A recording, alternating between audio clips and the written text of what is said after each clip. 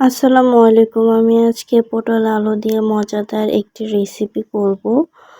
প্রথমে আমি কড়াই নিয়ে নেব, তারপর কড়াইয়ে তেল ঢেলে নেব। তেলটুকু গরম হয়ে গেলে অপর পাশে আমি মাছ ভাজার জন্য লবণ, হলুদের গুঁড়া, মরিচের গুঁড়া দিয়ে ভালো করে মেখে নিয়ে মাছগুলো ভেজে নেব। তো এক পাশে ভাজা হয়ে গেলে অপর পাশে উল্টে দেব, দিয়ে মাছগুলো ভালো করে ভেজে নেব। ভেজে নেওয়া হয়ে গেলে ওই একই তেলে পেঁয়াজ কুচি দিয়ে দিব।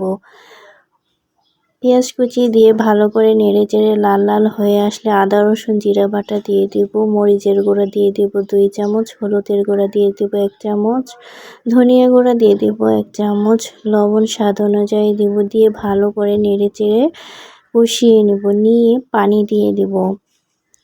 পানি দিয়ে আবার ভালো করে একটু মশলাটুকু কষিয়ে নেব। মশলাটুকু কষানো হয়ে গেলে তারপর পটল আলু দিয়ে দিব।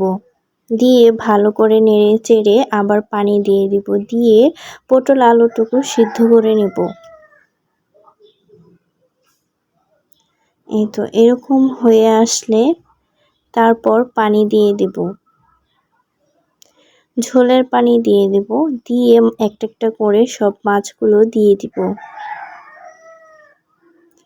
দিয়ে যেরকম হয়ে আসলে তারপর জিরার গুঁড়ো দিয়ে ভালো করে নেড়ে চেড়ে নামিয়ে নিলেই হয়ে যাবে আমাদের পটল আলুর দিয়ে মাছের ঝোল।